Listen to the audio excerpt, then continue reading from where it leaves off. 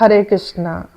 तो वीडियो शुरू करने से पहले मैं आपको बता दूं कि वीडियो को स्किप कर करके ना देखें, क्योंकि अगर स्किप करके आप देखेंगे तो आपको कुछ भी समझ में नहीं आएगा। यही चीज़ मैं पहले भी कई बार बता चुकी हूँ, जो आज इस वीडियो में बताने वाली हूँ, लेकिन फिर भी आपके उन्हीं सब चीज़ों से जुड़े हुए सवाल आते हैं कि ये कैसे करना है, ये कैसे करना है। जबकि मैं खुद सोचती रहती हूँ कि मैंने वीडियो में बोला है सब कुछ, फिर भी उसी से जुड़े हुए सवाल क्यों पूछ रहे हैं। तो बाद में मुझे इस चीज़ का ध्यान आया कि आप में से कई सारे भक्त जो हैं वीडियो को स्किप कर करके देखते हैं, इसीलिए जो है आपको समझ में नहीं आता। तो अगर आप ऐसे देखेंगे तो फिर समझ में नहीं आएगा। थोड़ा समय निकालिए और उसको अच्छी तरह से समझने का प्रयास कीजिए, क्योंकि आज हम सीखने वाले हैं भगवान के भोग की थाली कैसे लगाते हैं, भगवान को भोग कैसे लगाते हैं। जो वर्किंग वुमेन या जो है पुरुष हैं, वो भी भगवान को भोग कैसे लगा सकते हैं। जो बच्चे पढ़ते हैं कॉलेज या हॉस्टल में हैं, तो वो भी भगवान को भोग कितनी आसानी से लगा सकते हैं। भोग लगाने की वैसे तो बहुत लंबी प्रक्रिया होती है, लेकिन हमारे गुरु महाराज ने हम पर कृपा करके हमें ये बताया है कि आप घर में गृहस्थ जीवन में कितनी सरलता से भगवान को भोग लगा सकते हैं, भगवान को प्रसन्न कर सकते हैं और अपना जो है पापों से मुक्ति भी पा सकते हैं। तो मंदिरों में तो बहुत लंबी चौड़ी प्रक्रिया होती है, भागवतम में भी बहुत ज़्यादा बताया गया है, लेकिन कलयुग में मनुष्य को इतना समय नहीं है कि वो इतना सब कुछ कर सके। लेकिन हम जो है थोड़े समय में ही भगवान को कितनी अच्छी तरह से भोग लगा सकते हैं और भगवान के भोग की थाली लगा सकते हैं। भगवान के बर्तनों को कैसे रखना है वो सब भी मैं इसी वीडियो में बताऊंगी। तो कृपया करके वीडियो को स्किप कर करके ना देखें, थोड़ा समय निकाल कर वीडियो को पूरा देखने का प्रयास कीजिएगा। और आपको क्या समझ में आया नहीं आया वो फिर मुझे बाद में बताइएगा। मंत्रों के साथ में सब कुछ इस वीडियो में आपको बताने वाली हूँ। ठीक है, तो फिर चलिए देखते हैं। हरे कृष्णा। तो भोग की थाली लगाने के लिए सबसे पहले थाली, कटोरी, गिलास वगैरह जो भी भगवान के भोग के बर्तन है, उन्हें अच्छी तरह से हमें कपड़े से साफ कर लेना है। और ये ध्यान रखना है कि हमें पहले से ही 4-5 कटोरियाँ रखनी है, 1-2 थाली भगवान के लिए रखनी चाहिए, 2-1 गिलास एक्स्ट्रा रखने चाहिए, क्योंकि कभी कभी त्योहारों पर हमें ज़्यादा बर्तनों की भी आवश्यकता पड़ती है। रोज के लिए तो इतने बर्तन जरूरी नहीं होते हैं। रोज में तो आप जो भी बना रहे हैं तो वो भगवान को कम बर्तनों में भी भोग लग जाता है। तो इस तरह से अगर कॉलेज में पढ़ते हैं या फिर वर्किंग वूमन या पुरुष हैं, तो वो आप जितना मतलब बना रहे हैं आपको उतना भोग लगाना है। मैं सिर्फ आपको बता रही हूँ कि थाली किस तरह से लगानी चाहिए भोग की। अभी सैलेड अगर आपने कट किया है तो सैलेड को अलग रखना है, सब्जी बनाई है तो सब्जी को अलग कटोरी में रखना है, दाल है तो दाल या कढ़ी या कोई और सब्जी जो है उसको अलग कटोरी में रखना चाहिए, और चावल हैं उनको अलग रखना है। दाल चावल ये सब मिक्स करके भगवान को नहीं रखना चाहिए। देखिए, जैसे हमारी आपने देखा होगा अलग अलग तरह से खाने की इच्छा होती है। कुछ लोग चावल चम्मच में लेकर दाल में डुबोकर फिर खाते हैं, कुछ लोग दाल चावल मिक्स करके खाते हैं। तो इसी तरह से भगवान को पता नहीं किस तरह से इच्छा है खाने की, तो हमें सभी वस्तुओं को अलग अलग रखना है। रोटियों को अच्छी तरह से गाय का शुद्ध घी लगाकर जो है रखना चाहिए, अगर आपके पास क्षमता है तो।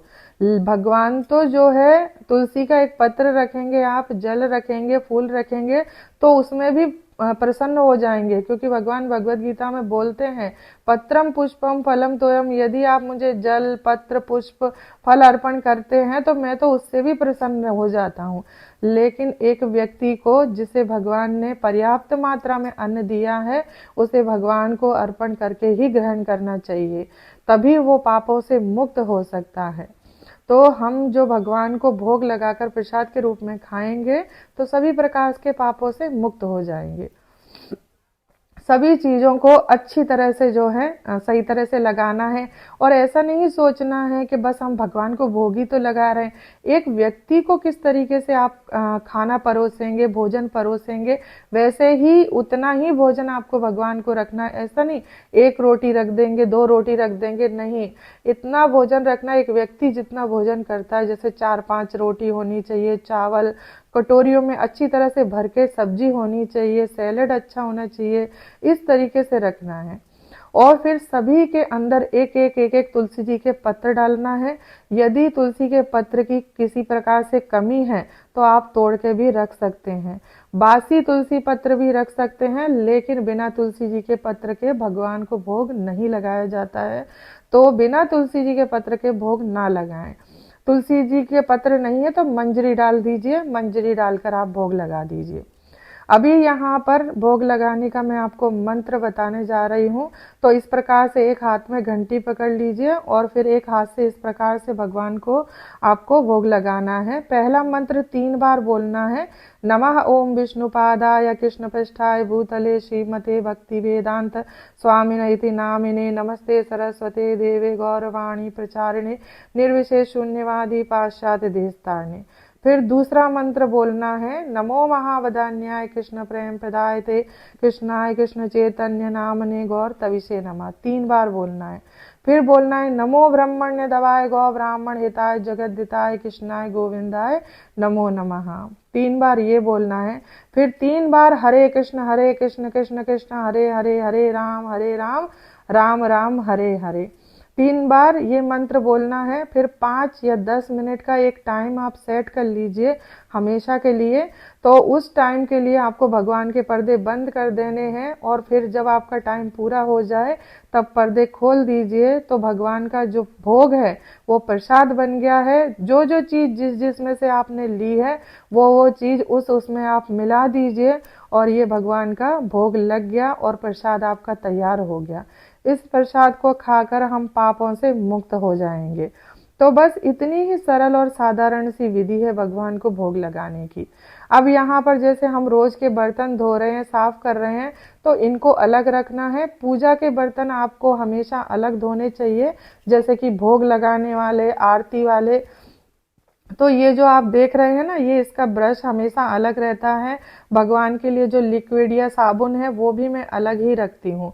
जो जूठा साबुन होता है, लिक्विड होता है, उसे हम भगवान के लिए इस्तेमाल नहीं कर सकते। उनके लिए अलग रखना है और अलग ही ब्रश रखना है।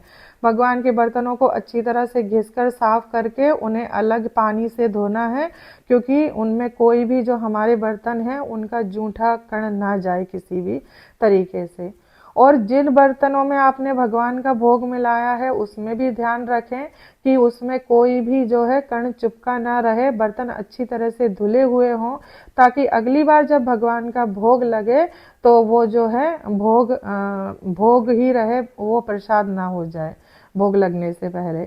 तो बस इस प्रकार से आप जो है भगवान की सेवा, पूजा और भोग लगा सकते हैं।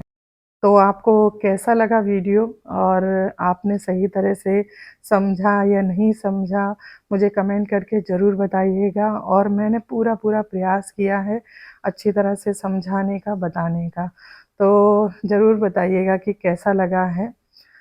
फिर मिलेंगे किसी अगले वीडियो में, तब तक के लिए धन्यवाद। हरे कृष्णा, हरि बोल।